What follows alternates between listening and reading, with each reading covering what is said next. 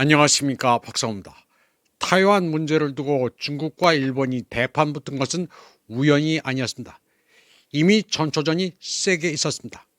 10월 9일 유엔에서는 중국 부대표인 순레이가 오키나와를 거론했습니다. 오키나와는 일본의 아킬레스건입니다. 순레이가 오키나와 원주민이 일본 내에서 차별 대우를 받고 있다며 규탄했었습니다. 그러자 한 달이 지난 11월 9일 산케이 신문이 터무니없다고 반박하면서 일본 내정 간섭인이 철회하라고 요구했습니다. 요즘 국제무대에서 중국 외교관들은 할 말을 다 하고 있습니다. China that can say no입니다.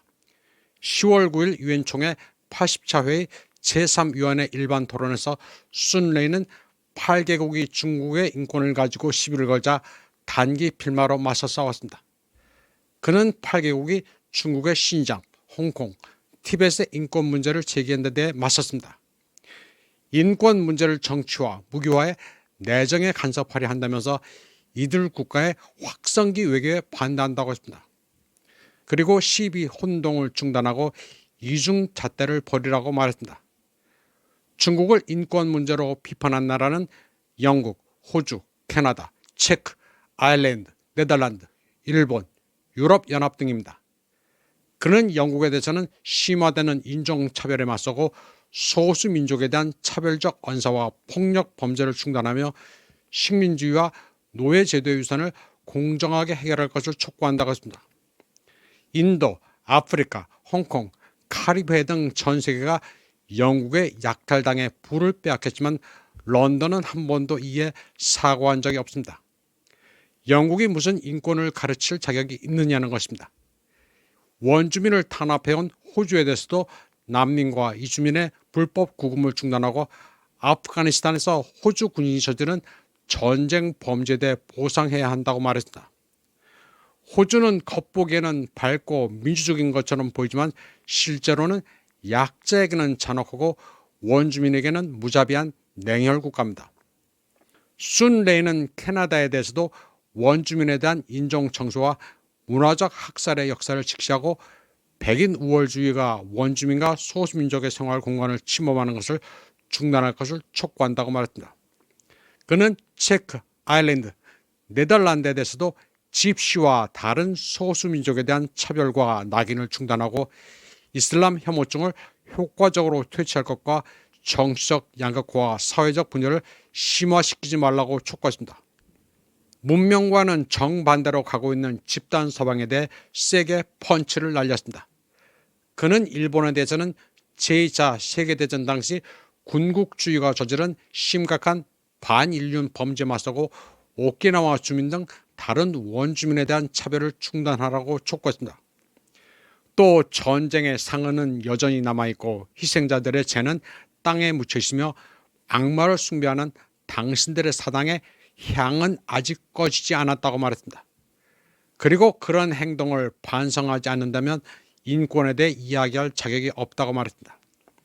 순레이는 또 유럽연합이 국경 내에서 난민과 이주민이 겪는 심각한 인권 침해를 방관하고 있다면서 그런 주제에 인권을 가르치려 하지 말라고 했습니다.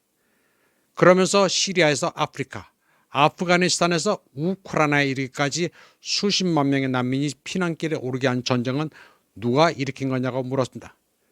그런데 이제 와서 중국과 인권 문제를 논의한다는 것은 말도 안 되는 소리라고 실토했습니다. 가만 들어보면 틀린 팩트가 없습니다.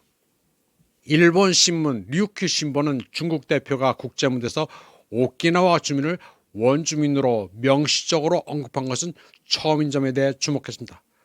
오랫동안 다마키 데니 오키나와 지사를 비롯한 현지 지방 관계자들은 오키나와 지역 류큐인의 역사적 배경과 문화적 특성을 거듭 강조해왔습니다. 오키나와 원주민을 둘러싼 논란은 일본에 극도로 민감하고 불안감을 야기하는 주제입니다. 일본의 오키나와 통째 정당성과 직결되는 문제입니다. 역사적으로 오키나와는 원래 독립된 류큐 왕국이었으며 명나라와 청나라 시대 중국과 긴밀한 조공 관계와 문화 교류를 유지해 왔습니다. 일본이 류큐를 공식적으로 사츠마에 합병하고 오키나와 현으로 개칭한 것은 1879년이 되어서였습니다. 이를 류큐 처분이라고 합니다. 그러나 제2차 세계대전 후 포츠담 선언에 따라 일본의 영토는 오키나와를 명시적으로 포함하지 않고 4개의 주요 섬과 주변 섬으로 제한됐습니다. 그리고 오키나와는 신탁 통치 지역이었다가 1971년 다른 전승국의 동의 없이 미국이 오키나와 반환 협정을 체결해 일본에 이양했습니다. 일본은 그동안 홋카이도의 아이누족만 원주민으로 인정했고 ryukyu인들은 오키나와 현민이라고 주장해왔습니다. 그리고 이를 오키나와에 대한 주권 주장을 구성하는 근거로 삼았습니다. 그런데 중국이 유엔에서 처음으로 오키나와 사람들은 원주민이라고 발언함으로써 오키나와 독립의 구실을 만들어준 것입니다. 오키나와는 500년 동안 중국의 명청과 조공 관계를 유지한 주권 국가였고 푸젠에서 건너온 중국계 주민도 많습니다. 오키나와인들은 과거 일본에 병합됐다가 2차 대전 말기에 미군에 의해 4만 명이나 도륙당한 아픈 역사가 있습니다. 일본에 강제로 편입됐다가 사람 죽은 역사밖에 없습니다. 지금 오키나와는 일본에 주둔한 미군 기지의 70%를 차지하고 있습니다. 오키나와의 류큐인들은 일본보다는 중국에 더 친화적입니다. 일본이 타이완을 두고 중국과 격한 감정 대립을 빚고 있는 와중에 오키나와는 일본의 치명타가 될 수 있습니다. 이번 방송은 여기까지 하겠습니다. 시청해주신 여러분 감사합니다.